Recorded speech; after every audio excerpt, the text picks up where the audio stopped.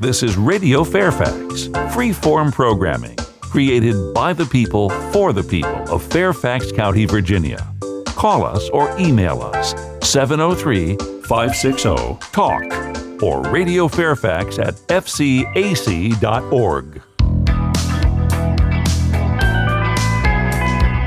Welcome back. This is American Dream Time, the Robert Doc Barham Show. I am Doc, and today we are speaking with my good friend, my dear friend, Mr. Tommy McDearis, the senior pastor of the Church on Main in Blacksburg, Virginia. Tommy, are you there?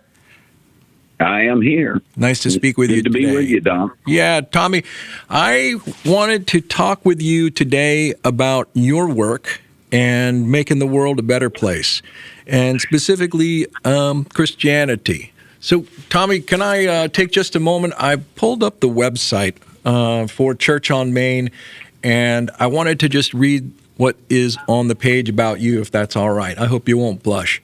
It says, Tommy McDearis has served as our church's senior pastor for 25-plus years. The church youth described him as, quote, short, bald, outgoing, jovial, and approachable, unquote. Raised in church, he became a Christian at 16. Tommy is also a police chaplain for Blacksburg and Virginia Tech. He holds his bachelor's degree from Georgia's Berry College, and he holds both a master's degree and an earned doctorate in crisis and grief intervention from Southeastern Seminary, Wake Forest, North Carolina. Tommy has counseling training from the School of Clinical Pastoral Education, Wake Forest University Baptist Medical Center, Winston-Salem, North Carolina. He is married to his college sweetheart, Susan, a retired educator. They have 3 adult children, their beloved spouses, and 2 granddaughters, Adeline and Savannah. Tommy has lots of pictures to share. Tommy, welcome. Well, thank you. I might add to that I now have 2 additional grandsons since that was written. Well, you better talk to the webmaster. I will have to do that. They are 10 months old and born within 18 hours of each other. So 10 months old? Yeah, really? Yeah. Within hours? Yeah, within hours of each other. So. All right. So yes, we were blessed within a 24-hour period with 2 grandsons. So Tommy, would you tell me? I want to ask lots of questions today, if I could. And what does it mean for you to be a Christian? It's largely the definition of my life. I try to live my life around the principles that Jesus taught, and specifically to love the Lord my God with all my heart, my soul, my mind, and my strength, and love my neighbor as myself. I also try to live by what's come to be known as the golden rule of do unto others as you would have them do unto you. Uh-huh.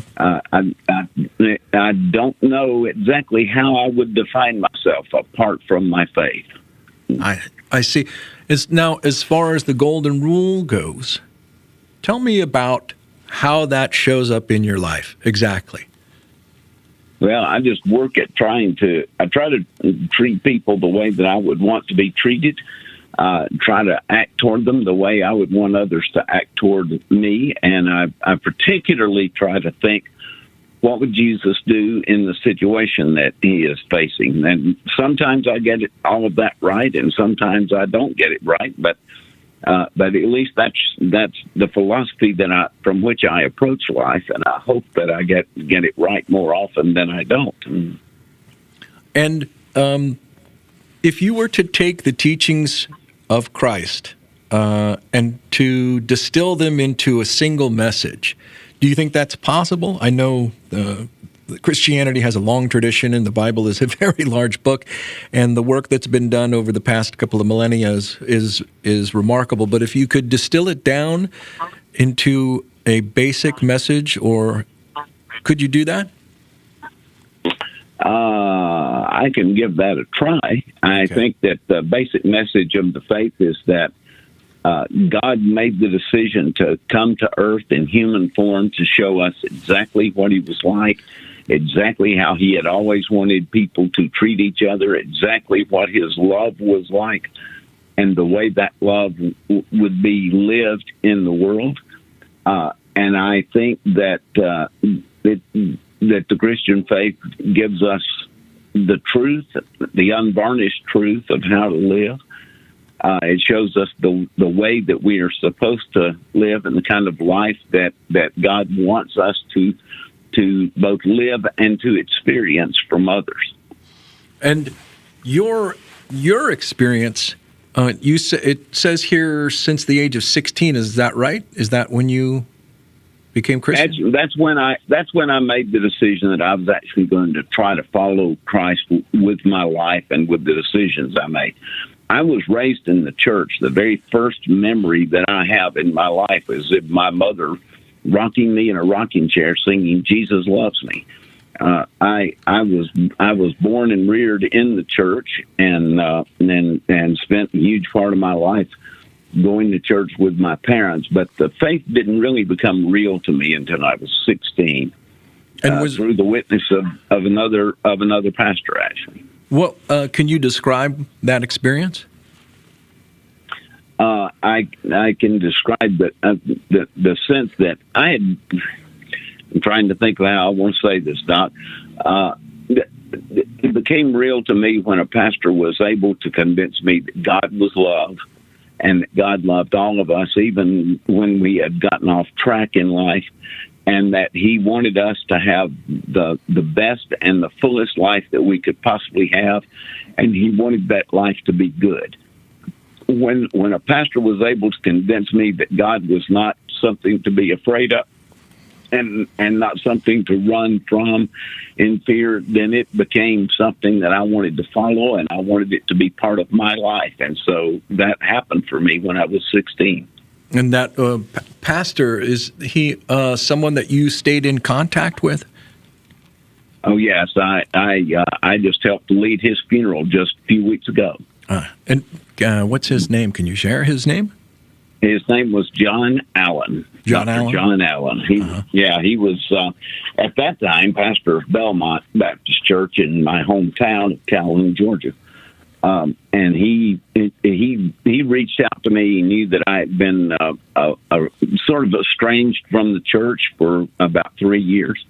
He also knew that I was struggling with some depression at that time, and he reached out to me and made me understand that God was for me, not against me, that God loved me and wasn't trying to find reasons not to do that, and made me see, I guess, for the first time certainly as I got to my teenage years, for the first time that God was a cherished friend and not an enemy. So, you said not something to be feared, anyway. It sounded like you said earlier that you were estranged from the church. Is that what you said? I was estranged. I stopped going to church. I guess when I was 12 years old, somewhere in that neighborhood. We had gone to some pretty odd churches during that period of my life. And I had found myself quite fearful. My first years in church were very, very happy. We attended a small Methodist church that was down the road from our house. And up until about 10 years old, I had found that to be a very pleasant experience. Then my mother wanted to go to a different church for a different reason for a while, and I found the next 3 years to be very miserable years in church. Most of the preaching was about hellfire and damnation and what God hated and the things He despised and just, very negative preaching. I guess it was around, I said 12, it's probably about 13 years old that I just thought, okay, I don't like this. It's not pleasant to me to go to church. And so I pretty much just stopped until 16. So that preaching that you heard during that period of time, was it frightening to you? What was it? Yes, terrifying, actually. It was? Now, that's a true story. Yes, that's really interesting. And so it was your pastor who helped to bring you back to the faith. it was actually I had an uncle by marriage who I was very close to, who had a sudden heart attack and died, and we started going to my aunts and uncle's church to support my aunt who was left behind. And that's where that pastor is the one who started reaching out to me to try to help me along in my faith. So. Now, that reaching out, is that, I'm trying to ask sincere, genuine questions here, and there are questions that I'll ask that I may have my own understanding of, but I'm asking them because I would like to hear what you have to say, and also because I want our listeners to be able to hear what you have to say as well. That reaching out, is that something that is considered to be part of the Christian tradition as well? It is. It is trying to be observational of the people who attend your church or just people in the world, and trying to see if they're struggling or they're hurting. He apparently had not only watched me, but he had asked a couple of people who were close to me if I was struggling with something more than my uncle's death. And at least one person told him, yes, he's struggling with depression, and he's had bad experiences in church, so he's a little nervous about being here. And he really needs to have a better picture of God than the one that he's got. And so that's when the pastor reached out to me to say, why don't we get together and let's get better acquainted and talk some. I think every Christian needs to be watching people to see if they are struggling and hurting, and then try to figure out how they can help with that.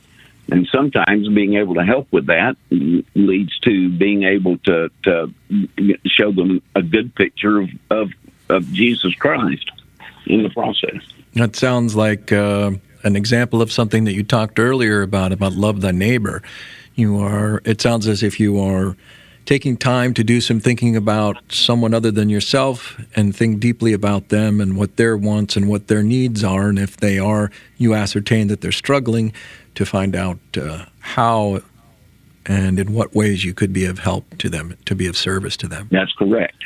That's quite correct, yes. And would you mind, during the course of our conversation, giving me some passages or quotes from the Bible that would reflect what we're discussing? I will if I can, yeah. That'll be great.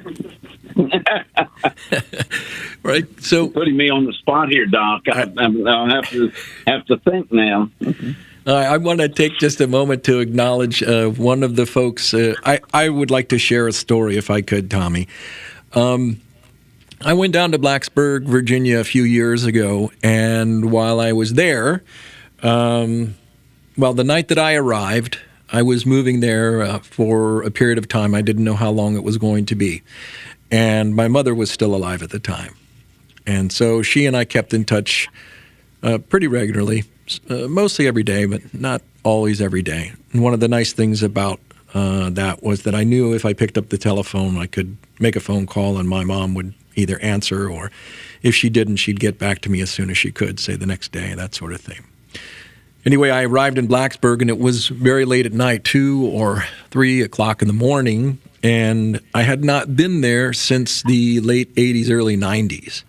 And I drove down Main Street, and I was wondering, who am I going to meet, and who am I going to befriend while I'm here? And I remember thinking to myself about what I had done when I was there before, my approach to being a member of the community. And I thought, this time when I'm here in this community, I'm going to make a concerted effort to meet as many people as I can, in as many of the businesses I can, introduce myself, give them my name, let them know a little bit about me, and build friendships that way. Return to the businesses that I go to, where I shop, or that sort of thing, and get to know folks. It's easy to walk into, say, a grocery store, get your items, and go to the self-checkout and leave and never speak to a single person. But in this case, I decided I was going to make a concerted effort to introduce myself and meet people. As I was driving down Main Street, one of the things I saw was the sign for the church on Main. And it said, "A place to love and a place to be loved." Tommy, can you tell me what that means for your church? In every church I have ever served, I have tried to create an atmosphere where people knew very well that they were loved when they came through the door, and that they could, and that our people could show love to whoever was coming in there. That it didn't matter who you were, where you were from. It didn't matter if you were gay or straight or whatever else. When you walk through the door of the Church of Jesus Christ, you ought to know that you are welcome. You ought to know that you are loved and cared about and cared for. And so we made that a theme of our church, and we've worked very hard to try to become that theme in this community. And Tommy, what happens in your mind and in your experience when someone experiences that sort of love?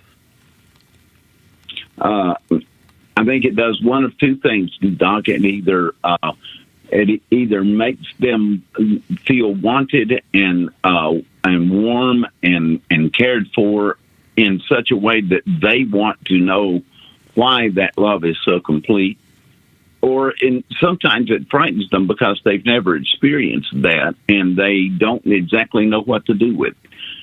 And if that happens, we just keep trying to love them and care about them and show them that we're authentic and real.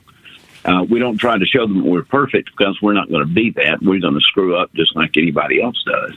But we try to be the best that we know how to be with them and try to help them as they go along. Well, I guess that explains why I went into a panic attack when I read the sign. Probably, yeah. It may have something to do with it. Actually, what happened is I saw the sign as I was driving by, and I pulled into the parking lot. It actually stopped me in my tracks. I pulled into the parking lot, and I stopped, and it's doing it right now. It brought tears to my eyes. And I thought, wow, that is really putting it out there. That is really saying, this is what we are about, and this is what we stand for. And I thought, I would like to know these people. And that's how I made the decision to come by and to meet you. And you and I have had many, what I consider, wonderful conversations since then. And that's also why I wanted you to be a guest here on the program today. You said that some folks may react adversely to it in the beginning, and you continued to love them. What happens over a period of time in your experience? Very honestly, Doc, it depends on the individual, but in most cases, it's interesting you just said that. I just looked out the window. There's a young man that's just walked by. He has come from a very dysfunctional background. Just very recently, his father died, and his mother committed suicide the next day. Uh-huh. And so he ended up coming here because he knows our front office administrator at the church, and he didn't know what to expect. And he has just been shocked by the way the church has loved him and cared about him and tried to support him in these tough times that he has had here. It is interesting that when people experience love, true, authentic, genuine love, especially God's love, that most of the time they find themselves, I guess the good way to say it would be amazed by it at first. And then they feel very touched by it. And that is something certainly this young man has experienced. And I could give you a long list of people that's experienced that in this church. It seems to me, in my experience, when people love and are loved, that something that happens is that they flourish, they bloom, they thrive, they become healthier. Would you agree with that? Yes, I think that's absolutely the case. And on the contrary, when they are treated cruelly, abused or otherwise, what do you think, in your experience, what happens? I think that they not only become angry and frustrated with that particular church or that particular situation, but I also think a lot of people walk away from the faith thinking, well, if this is what faith is like, I don't want anything to do with it. Yeah. And that's so totally the opposite of what Jesus did with people. Mm-hmm. And the same thing outside of the Baptist church or the Christian church. I think if people are abused or treated badly, cruelly, maliciously, that there is almost like a withering effect. And there are circumstances where an individual, I think, will become stronger or more resilient. But how do I say this? There are many stories that are in the news, particularly in film and television and things like that, and stories of people being triumphant and overcoming adverse circumstances and things like that. And sometimes when I watch those stories, I think, gosh, wouldn't it have been nice were none of that to have existed at all, and they were loved from the beginning? I wonder what would have happened. And a reality is that it's God's will for people to be loved from the beginning.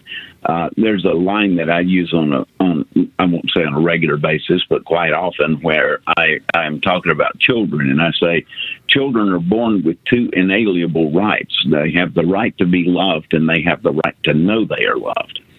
If you do not know you are loved, then there is a problem with the people that are around you. And it doesn't really matter what age you are. If you're in a church and you don't know that you are loved, then there's a problem with the spirit of that church and its people. And it's not with Jesus, it's with how they react to Jesus and how they live with Jesus in their day-to-day life. But yes, you absolutely should. You do see withering if you don't see love in people's lives. It's even with infants. If an infant is born and is deprived of warmth and care, it will grow up to have a true syndrome where it is fearful of the people around it. It never develops that sense of belonging that it needs to have.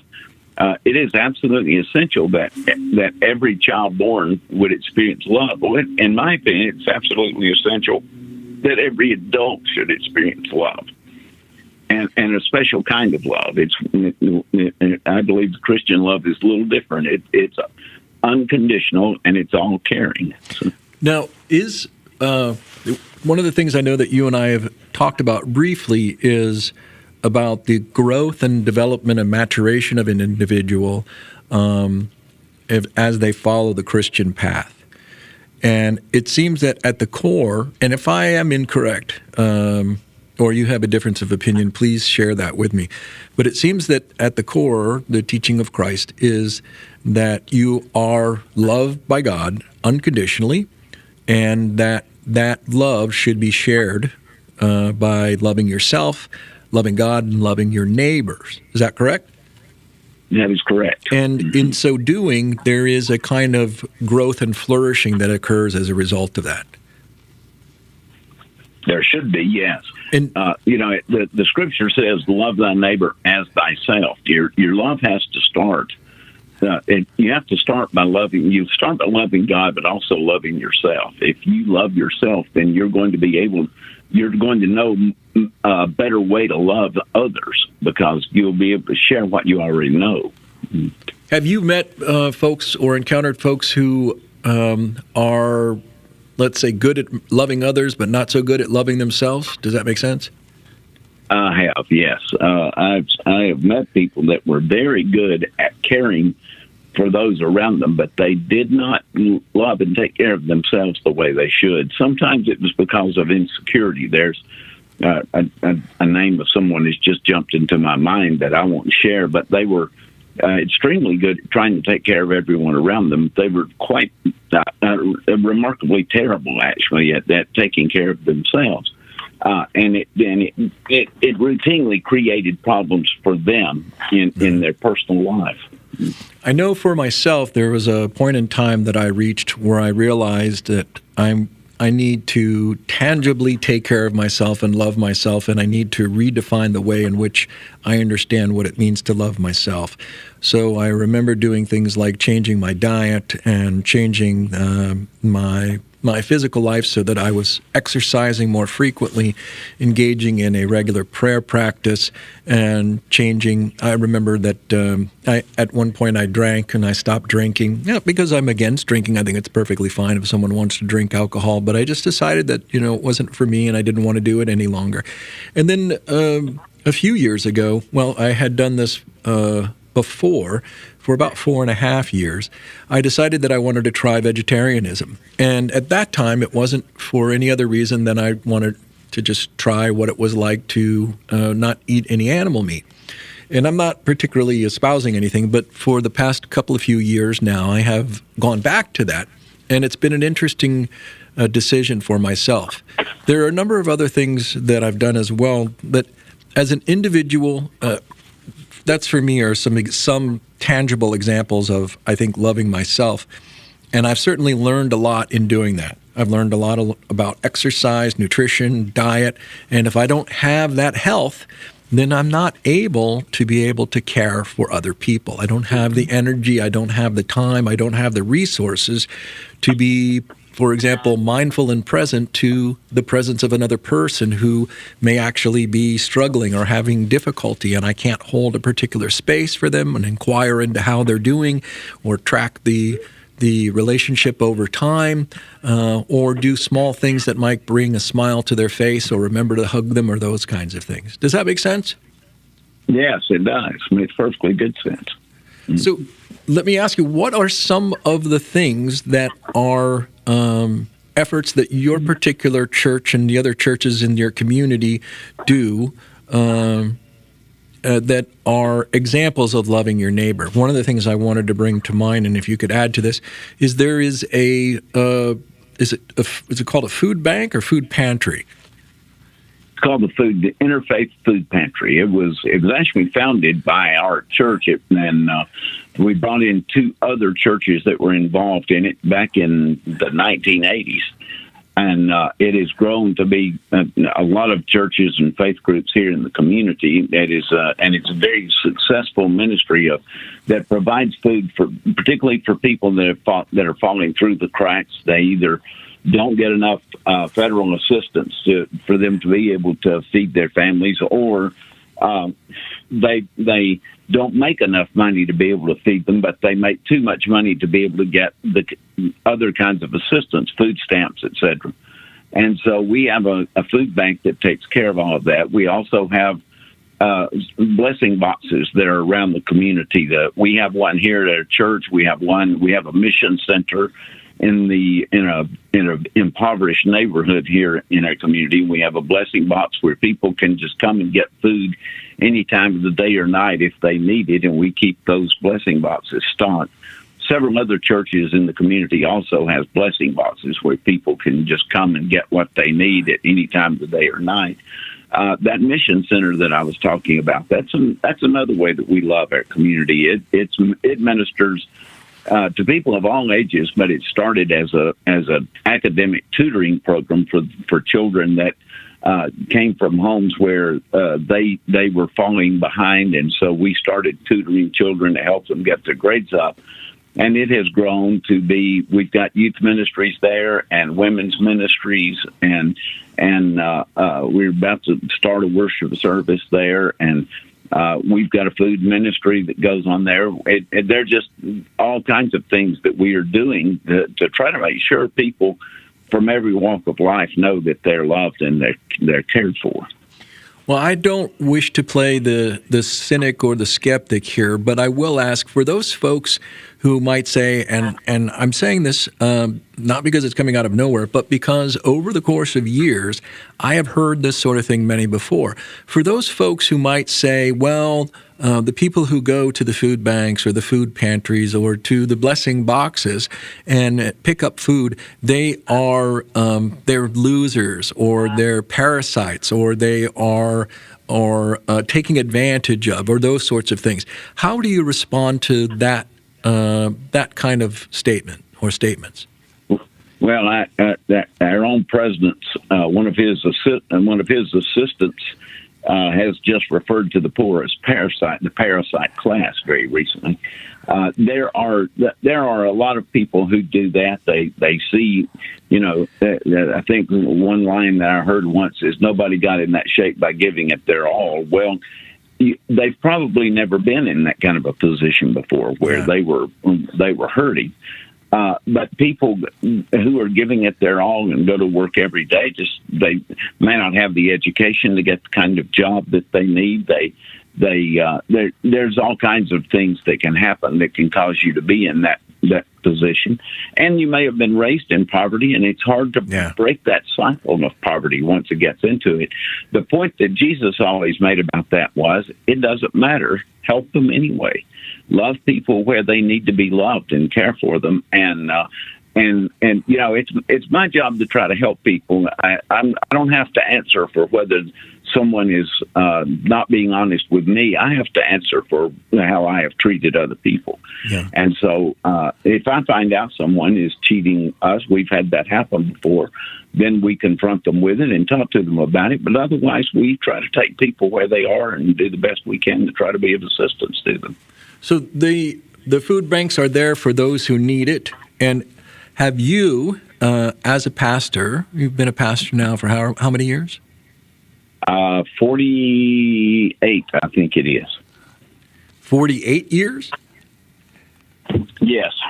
I've been in the ministry for that long. I guess I've been a pastor about 46 years. I see. And are you the lead pastor of the church? I am. How long have you been the lead pastor at the church?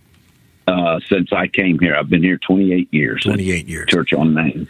During that time, have you seen or encountered any folks who, the phrase down on their luck, who perhaps were successful or doing well and fell on hard times?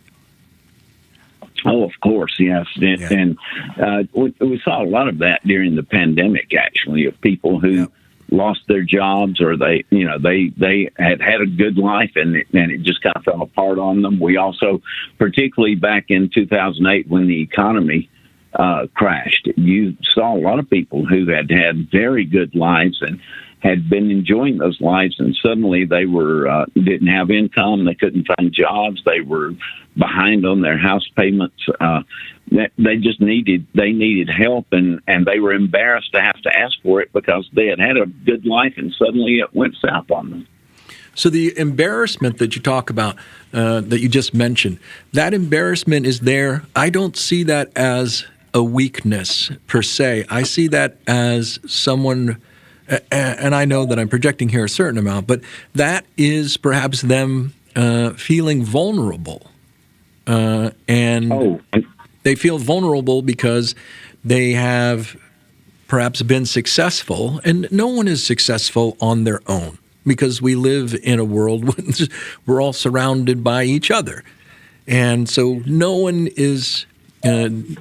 individual is just picking himself up by his bootstraps without the assistance of anybody in a way. When I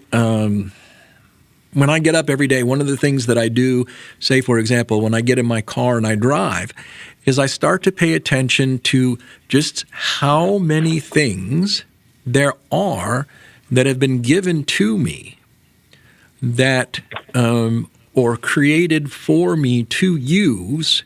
For example, the pavement beneath the wheels of my vehicle, or the stoplights, or all the other people, or the buildings around me, or the electrical system, and the list goes on. And it occurred to me one day that probably no matter how successful I became, no matter how wealthy and influential that I became, I probably could not contribute as an individual as much as I receive, having been born in this world, in this civilization, in this society. Does that make sense? Yes. Yeah, So- it makes good sense. And for me, that allows me or affords me the opportunity to feel gratitude and appreciation for those things that I have been given, those things that I receive, and I find it truly helpful. So when I was speaking before of the folks who have fallen on hard times, so to speak, you said they're embarrassed. I think that they feel probably vulnerable, or they might feel unnecessarily weak or something like that. But you all step in, and what is it that you communicate to them?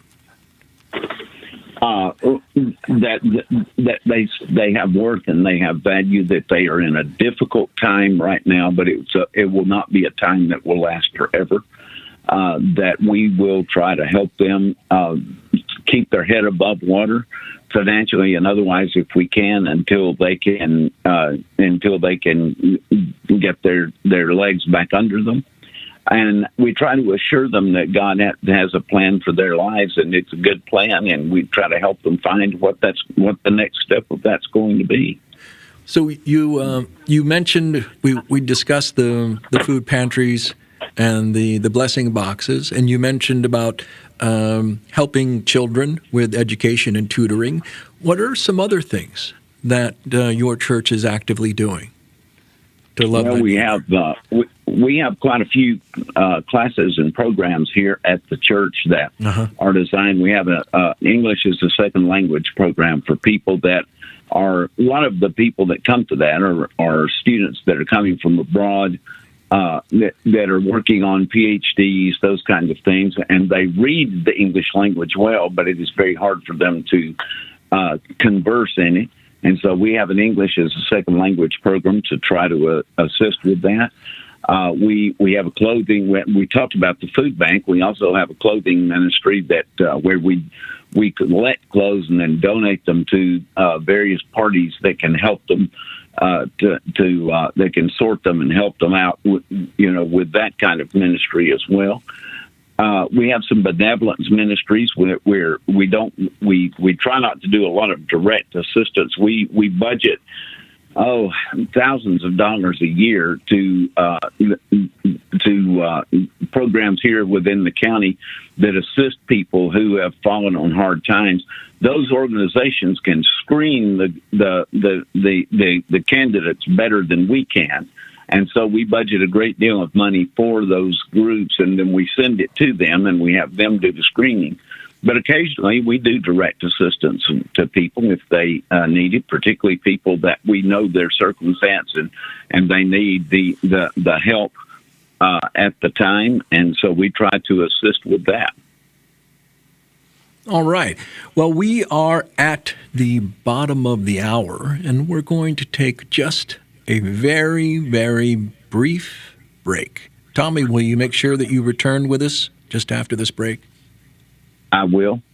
Thank you. This is Radio Fairfax, free-form programming, created by the people, for the people of Fairfax County, Virginia. Call us or email us, 703-560-TALK, or radiofairfax@fcac.org.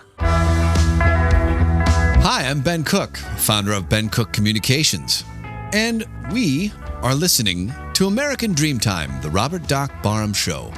I'm also the co-host. Thanks for listening, and be sure to tell your friends to listen too. And welcome back to American Dreamtime, the Robert Doc Barham Show. I am Doc, and today we are speaking with my good friend, Mr. Tommy McDearis, pastor of the Church on Main, the Baptist Church, a Baptist church in Blacksburg, Virginia. Tommy has been the lead pastor there for, did you say 28 years, Tommy? Is that right? That's correct. Right. And we were just talking about some of the good works. Is that actually the right term, Tommy? Good works? That's good, yes. Can you explain? That's a good term. What is exactly good works as defined in the Bible? As defined in the Bible, it's good works are works that honor God and His creation, that honor people and raise them up have where they can have positive self-esteem, where they can have love, that they not only know that they are loved, but they are able to love others in the process, and that they are able to become the vision that God has for their lives. And those good works, those principles, there's in the Bible, there is the fruits of the Spirit, right? There is a passage there referring to the fruits of the Spirit. Is there not? Yes, there is. Mm-hmm. They're in the book of Galatians, chapter 5. And in Galatians, where it refers to the fruits of the Spirit, what are those fruits of the Spirit? Love, joy, peace, patience, gentleness, generosity, faithfulness, and self-control. One more time. Love, joy, peace, patience, gentleness, generosity, faithfulness, and self-control. That sounds like a pretty decent list of values to live by, at least a short list. Let me ask you, how does, if one lives according to the way that you've been talking today, how does that extend into the realm of business? Well, I don't know that it does extend into the realm of business as often as it should. But if you live by these kinds of principles, if Jesus Christ is the heart and the center of your life, if God's love is what rules within you, then you're going to try. Your business is probably going to reflect that, not only in the way that you treat your clients, but also the way you treat your employees. So it is unlikely, if you are following the way, that you would be a person who lives by love, joy, peace, patience, kindness, goodness, faithfulness, gentleness, and self-control in your personal life, but you are a son of a in your business life. Is that correct? That is correct. So, and I say that because over the course of the years, as I have spoken with different folks, I have, when I was working as a professional stand-up comedian, I was afforded the opportunity to be able to travel to much of the United States and also a good portion of Canada as well, and outside the country too. And I go back to my father for just a moment, and one of the things that I remember talking to my dad about is he talked to me about bigotry and prejudice. And I had not encountered a lot of that growing up. A little bit, and it was in the 70s, but not a lot. And when I traveled around the United States, I encountered a fair amount of racism and homophobia and sexism and I'd say, I don't know if I'd call it nationalism, but kind of a ethnocentrism, xenophobia, those sorts of things like that. And I was rather surprised. But you made a mention earlier that if one is gay or lesbian, that they're welcome at your church. I'm sorry, Doc, I missed that. What did you just say? You made mention that at your church, if someone is gay or lesbian, then they are welcome at your church. That is correct, yes. And if the person is of any creed or color, any race, they are welcome at your church, male or female as well, too. That is true, and absolutely. And what about if someone is, let's say, this is something else that I have encountered and been surprised by, certain people who have committed crimes and then been they've gone through the justice process. So they've committed the crimes, they've been arrested, charged, gone to trial, gone to prison, and then been released from prison. Once the person is released from prison, if someone came to you and said to you, I would like to become a member of your church, would you allow them? Would you accept them? Would you? I will give one caveat to that because I've had one exception to that over the years. We would welcome anyone who wants to try to change their life, who wants to try to become better if they've come out of prison, whatever else. The only caveat is someone who comes here who has been guilty of child molestation or that are sexually abusing children. We can't really have someone who has done that because we can't monitor them well to make sure that it doesn't happen again. And so we really struggle. What we usually encourage them to do is join us via live stream, and then we try to minister to them one-on-one and individually, but we really can't have them in the building with children. Does that make sense? Sure. So they can become a member of the church. They can certainly come here and they can be loved and cared for. They just cannot be part of the fellowship as long as we have children in the place. But you would not deny them admission to the faith? No, we would not. We would not deny them that at all. So if that person were to say that they wanted to turn their life around and become Christian and live that path that way, then they would be accepted to the church and supported in that regard. Is correct. They would, yes. Anyone would that's not going to be a danger. Does that make sense? Sure. So, where, in your opinion, where is Christianity and the Christian church heading? Where are things going?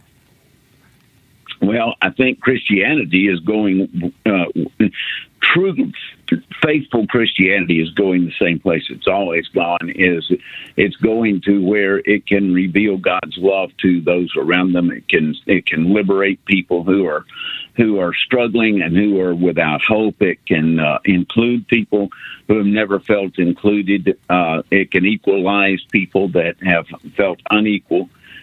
It can try to fight the scourge of racism and sexism, those kinds of things.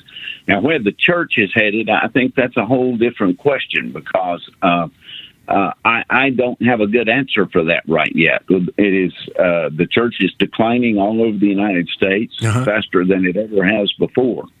And it is yet to be seen whether that's going to stabilize and start turning around as it has in the past, or if that decline is going to continue. It certainly has continued in other parts of the Western world, so we will just have to see what happens over the years that are right in front of us. Well, it seems to me that there has been quite a bit of news in the last decade or more about bigotry and prejudice. And you mentioned something to me in one of our conversations, and I'd like you to address this if you could. But what is the name of the film? I can't think of it at the moment. Is it 12 Years a Slave? Is that right? Oh, yes. Mm-hmm. The Christian church was involved in the abolition movement of slavery. Is that right? In the Northern Christian Church was, yes. Mm-hmm. And I'm wondering what is going to happen to the church in the future. You said that there have been periods in the past where the numbers of Christians or those who attend a church has dropped. Is that right? There have been, yes. There have been times, but it's always tended to bounce back from that. That is the one thing that is happening differently right now, is you're having a decline pretty much across age groups and across genders, etc. And that has not happened before in exactly the way you're seeing it right now. Now, whether it will continue to go that way or it will have a resurgence, we don't know the answer to that yet. There are some churches out there that are really doing well, and some of them have very good witnesses for Jesus Christ in that process. There are some churches out there that are very large, but I'm not always convinced that their witness is as authentic to what Jesus would have it be as some. But well, now I'm wondering if one wants to have a direct experience or direct relationship to God. One of those ways that I learned and that I've been told by others is through prayer. Is that correct? That is correct. Yes. And there's more than one way to pray, is there not?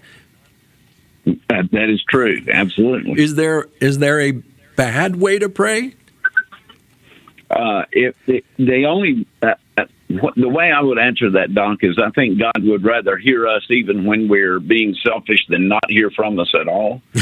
I think that God wants to have communication with us, and He wants to have fellowship and relationship with us, and He'd rather have a bad conversation with us than no conversation with us.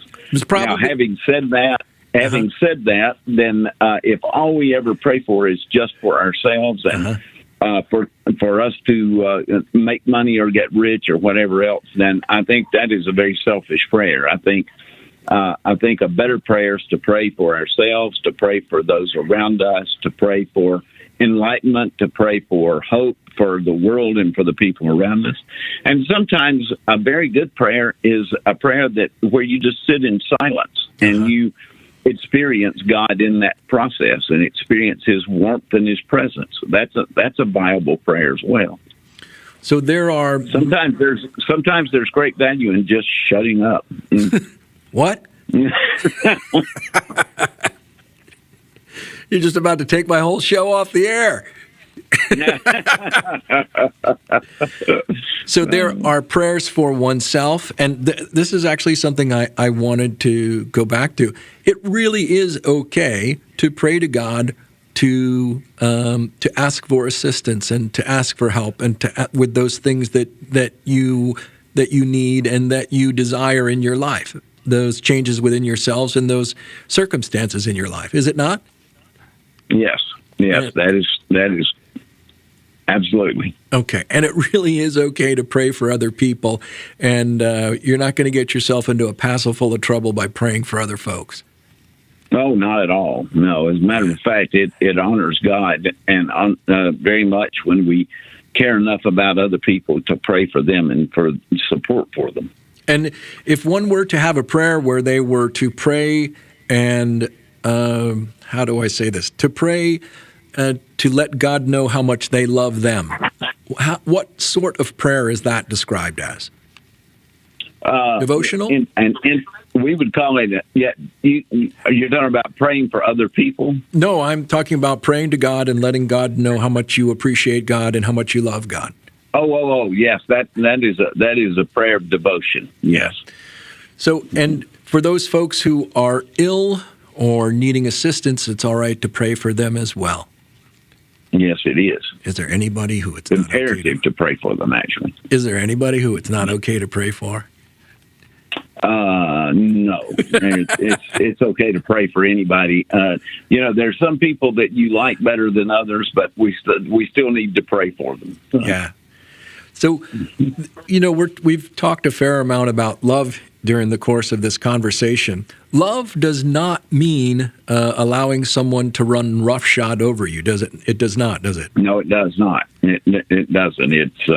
It means love is God's love. There's a Greek word that actually the Christian Church coined. It's called agape. Agape is love in action, and it is loving people with the way that we treat them, the way that we act towards them, the way that we care about them. A good example of what you're talking about. My dad had a very rocky relationship with the county commissioner when I was growing up. My father was the chief forest ranger, and this county commissioner was at least purported to be rather corrupt. He mistreated my dad on a couple of occasions, and it was very frustrating to see it. However, when that man's wife died, my dad went to see him and told him he was sorry that he had lost his wife and wanted to know if there was anything he could do to help him. And even that politician was shocked when Dad showed up and did that. That's agape. It doesn't matter how you feel about someone. Is what would you do to help them and to love them when they need it the most, even if they don't deserve it. Yeah, like as one example, you mentioned also earlier that you felt estranged from the church, and there was someone who came to see you and speak to you and brought you back to the church, brought you back to Christianity. That's correct. Brought you back to a path of love. And Tommy, I would like to ask you something else. Where could you give a few places in the Bible where Christ is clear about love and also about boundaries, which is what we're talking about, where he asserts that which is right and that which is not okay. Certainly, one of the most interesting acts was when Jesus cleared the temple in the weeks just before he was crucified.